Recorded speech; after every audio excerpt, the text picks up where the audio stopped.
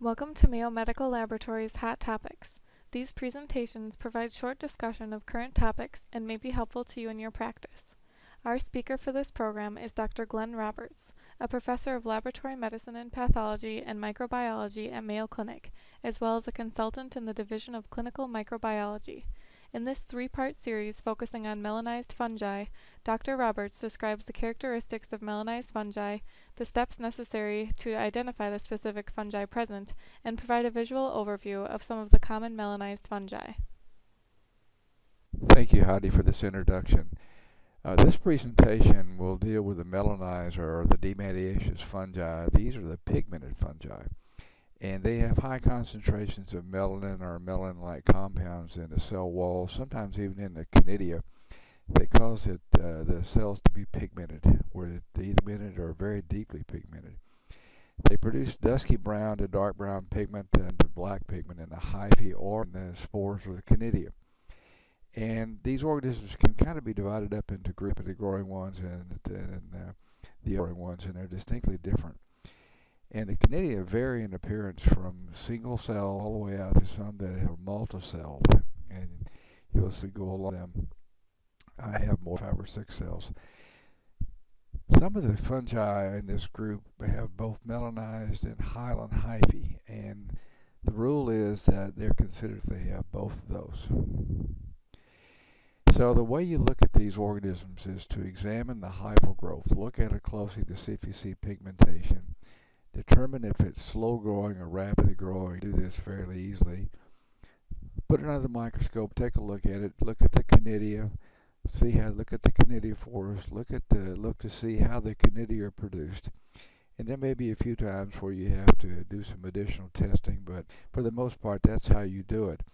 And you correlate, when you recover one of these organisms, these pigmented fungi, you need to correlate type with the clinical history and histopathology if you have it available, because these organisms are environmental. May not always cause clinical disease, but many times they do, particularly immunocompromised host. So let's look at the back side of one of the, see what the pigment looks like. And you can see here, this is alternarius, someone has written on the back of the culture dish. Look how dark the pigmentation is on the reverse plate. So that tells you that this is indeed one of these Dermatitiaceous or melanized fungi.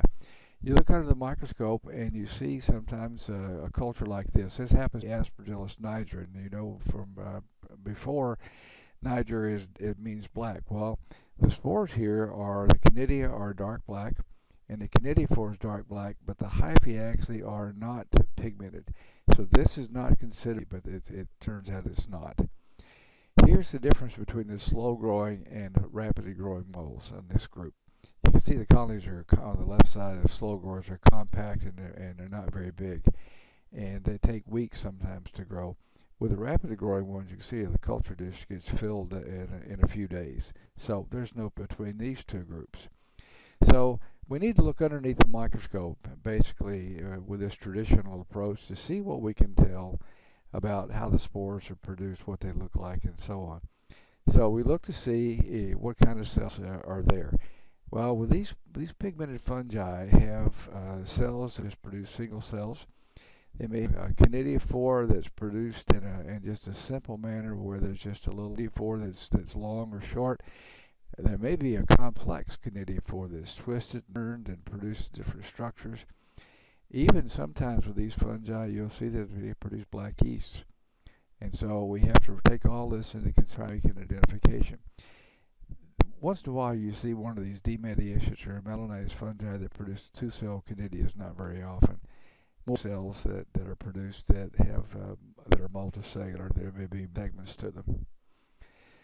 This is a slide that shows melanized hyphae where the arrow is, but look at the left-hand side to the left of that, and you'll see that those hyphae are not pigmented. So in this situation, you see both hyaline hyphae, which are the ones on the left, the hyphal strands on the left-hand side. It doesn't show any pigmentation. And on the right where the arrow is, you see that it's a melanized or pigmented piece of hyphae. So melanized hyphae are what we're going to be talking about with this group. This happens to be an example of one of the organisms in the group that has multiseptate conidia. and you can notice how pigmented they are. They're brown, and this is a pretty. These organisms are, like I said, are environmental, but they cause some very serious infections. One of these is called phaeohyphomycosis, which just simply means that it's an infection caused by a brown fungus. And we have seen brown fungi causing fungal brain abscess. And this happened not very long ago in a lady who was in an automobile accident here from Mexico, and she was sitting in Mexico, and she ended up getting this organism in her brain because the brain actually was exposed to the soil after the accident. And eventually this organism, despite all the therapy, killed this lady. These are not benign organisms that we're talking about here today. The immunocompromised host, they're susceptible to most anything. For some reason or other, there's an entity called the phaeohyphomycotic cyst. It's just a skin cyst down below the skin and subcutaneous tissue where the organisms grow. And most of the time, these brown or melanized fungi are the ones that.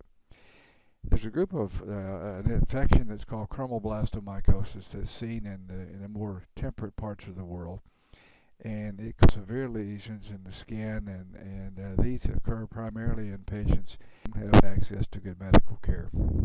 Mycetoma is something that this part of the world, but in the tropical areas of the country, it's seen more often, even in Africa all the time, where the organism is introduced by trauma to the skin and it produces a sulfur granule like you see with the actinomycosis, except that it's caused by an organism that may be a fungus or a bacterium.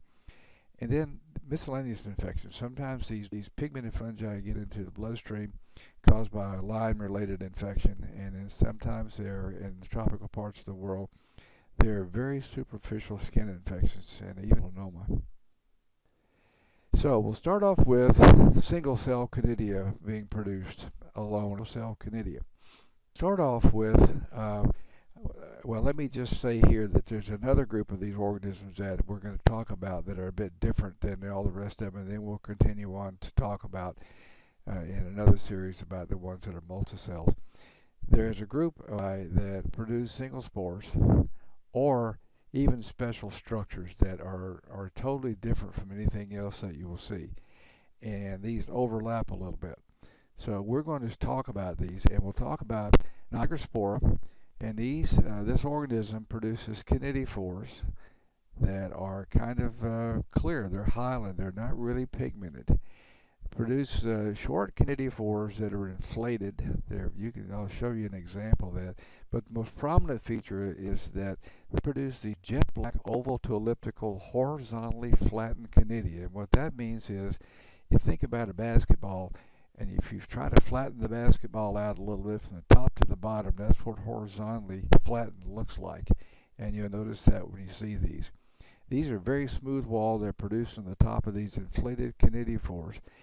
The culture itself is described as being dirty white, and that's what you see here and here, and the back pigmentation in it. This is Nigrospora, and it's pretty easy to see those conidia. Those are those jet black, horizontally inflated. And if you look right down below the base, the conidia, you'll see that there's a kinetophore, a kind of a swollen area. That's what this organism looks like. And here you can see better. Towards the bottom left-hand side, you can see an inflated kinetophore, and you can see the horizontally flattened jet black conidia. So I'm just going to show you some more slides of it here, and you'll get a real good idea of what it looks like. And here's the horizontally flattened conidia. These conidia are smooth wall, roughness to them at all.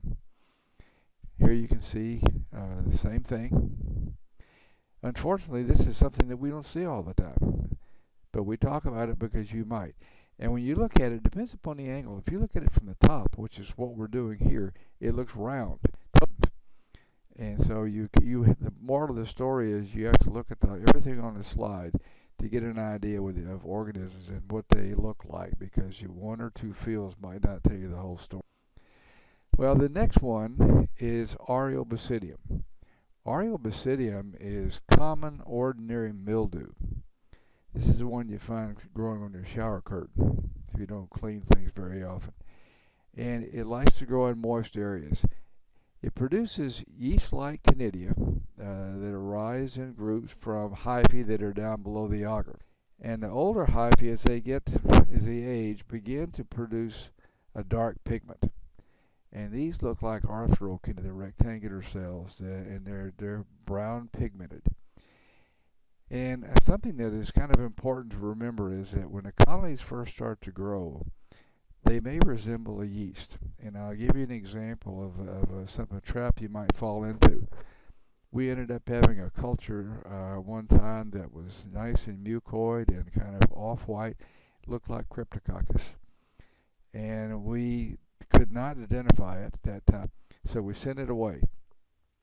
A few days after we sent it away, it started to turn black. And all of a sudden, then we knew what the thing was. It was an embarrassing thing because we sent a culture to someone and it looked like we didn't know what we were doing. But we figured it out because as time goes along, this organism turned dark. Here's one where the culture is older now and it is pigmented. Now you can see the melanin pigment is black in this one. And that's what our Aureobasidium would look like. And that's a fairly mature colony. You can see it covers a lot of the plate. This is what you would see. These and some of those cells you see the larger cells are the cells in the hyphae. The smaller cells that you see sitting around there are the canidia. And let's look at the next slide. This is the real story. All the kind of blue colored small spores are the canidia. And if you look down, you'll see the a little bit down to the right of center hyphae. 1, 2, 3, 4, 5. It says 6 dark cells in it, and the center cell has a raised area. That's where those canidia are produced. They're produced within the cell, and they're pushed out of that opening area. So the canidia come from the cells that are down in the hyphae, and they're the small ones at the top, and they're hyaline. They're not pigmented at all. But you can see that other cells arthrocanidia are definitely pigmented. This is another example. These are the pigmented cells. These are the arthrocanidia. And if you look to the far left, almost at the edge, you will see an area where it's kind of indented. That's the area where all those things in the background, all those colorless things, those are the canidia, are produced. And if you look to the right-hand side, to the third cell from the right, you'll notice that there's one with a little protrusion. That's where some of the canidia would be produced from too. This is a very high-resolution photograph to show you what the little looks like. Ordinarily, it's not so easy to see. These canidia are produced all at one time. It's called synchronous production. And this looks like very old mildew. So I'm going to talk about now cladosporium. And cladosporium is a common organism. It's probably one of the second or third most common organisms you're going to see in the clinical lab. It's found out in the environment, and in the autumn time of year, it's really prominent on the leaves and some of the things that we see outside. They produce that are brown and the septate. The whole thing, though, that makes it easy to recognize is that there are chains of stodia.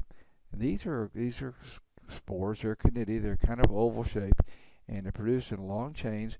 They're connected by a little black area, which looks like a scar. Sorry, not the canidia, but of the cladosporium. You notice that the spores begin to break apart. You don't see the chains anymore. So you end up using a Scotch tape preparation to be able to see the exact morphology or a slide culture. Sometimes in there, if you look at the mount, what you will see would be cells that look like the medieval shields that we have seen in the literature, where they have 3 points on them. And each one of those is a dark cell. They're called shield cells. And what we know about cladosporium is that 9 times out of 10, when we make a mount of this organism, all we see are single cells sitting all around. It just falls apart, and you don't see how it's produced unless you use a cellophane tape preparation. So we'll look at cladosporium. This is a culture, and this is kind of typical for cladosporium. A very nice velvety kind of appearance, and the color is kind of yellow, and sometimes it's even green, sometimes it's even black, with other and even different colors. This is exactly what you would see. These are canidia, and this is hard to see on this slide, but there are chains of small oval conidia produced there. And if you were to make a mount of that with a wet mount, all those conidia would just break apart and they would just be floating around.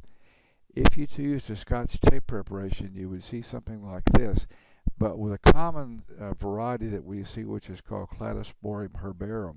It's a common ordinary one that we see all the time. Produces larger conidia and they're much more dark and easy to see. This is the one that causes brain abscess here, and I'll show it to you better in just a little bit. So this is a mount of Cladosporium that if you used a wet mount, this is what you would see. All the cells would be disrupted. They'd be floating around in there. They wouldn't be in chains anymore. They might be in groups of two or three.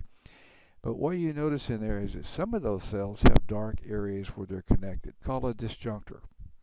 And so we can look at this and say, this is Cladosporium. And after we get done, you'll be able to do the same thing, because this is what would happen if you made a wet mount and that's all you did. You'd have to look at all these cells and figure out if it's going to be Cladosporium or not. But you see all those darkened areas in there where the cells are attached. Those are the disjunctor cells, and that's what Cladosporium looks like. Now, this is one on the left-hand side where the culture has produced all these spores, and they're all on chains, and they have this darkened area between them. And you can see on the right-hand side where you can see a better view of what it looks like. They break apart there. That's where all those cells break apart. And these are produced by budding cells in chains. So this is Cladosporium. Now this is a large view of some of the spores. On the right-hand side, the largest thing you see, the cluster of 3 there, the long cell on the right is the shield cell. And there the conidia attached to the 2 top parts where the disjunctors are. Conidia, you can see where they've broken apart and where there's a darkened area. So that's what Cladosporium looks like. And here's one that's dark black. So they vary a lot in their morphology. You can just see here. Some are even brown, green, and they produce conidia, but they're hard to recognize sometimes unless you make a Scotch tape preparation. And if you don't see it very often in your lab, you might have a problem, but I think it's one that you'll recognize. The next group that we're going to talk about have some specialized structures that we haven't seen yet. The first one has a structure called a perithecium.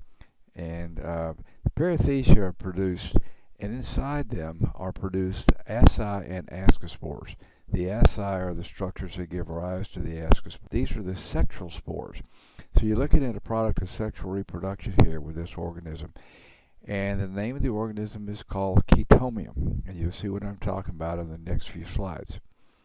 Chaetomium has large brown to black perithecia. And the perithecia are these big sac-like structures that have an opening in them. And the opening is called an osteo. Within that big sac, it's kind of like tissue. It's like organized tissue, but inside of that big sac are produced ascospores.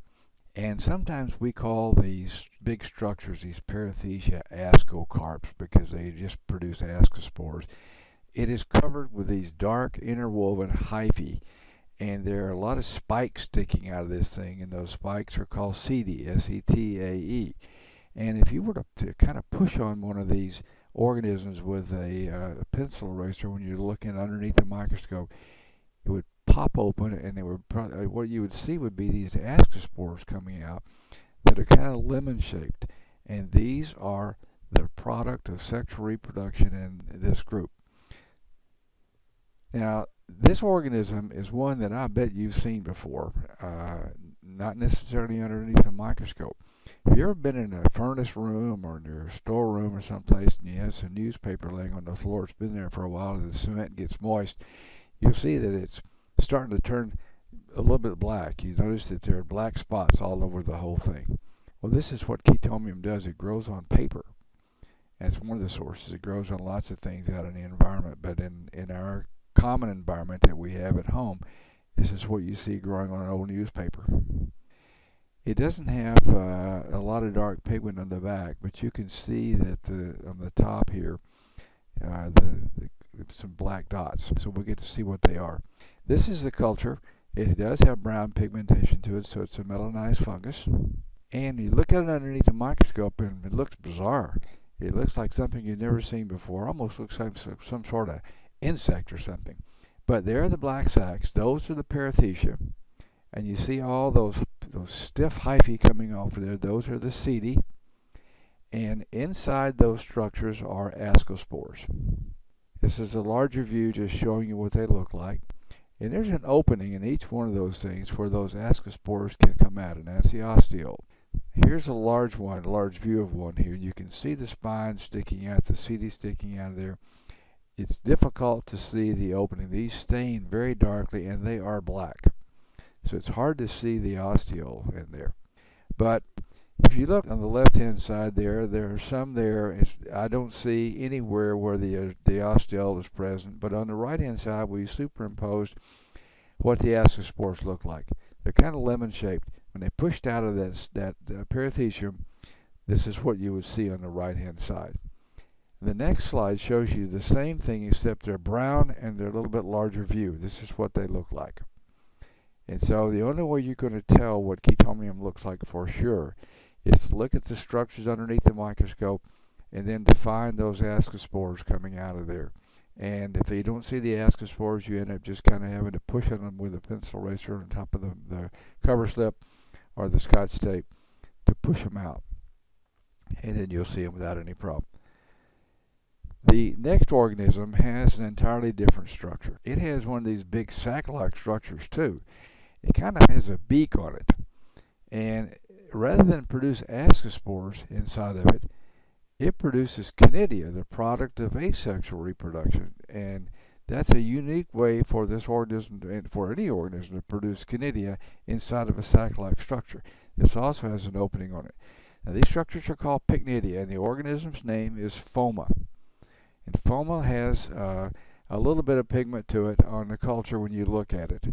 But it's underneath the microscope where you see what the structures look like, and the pigment is going to become pretty obvious to you. So you have these light brown pycnidia produced that are containing conidia.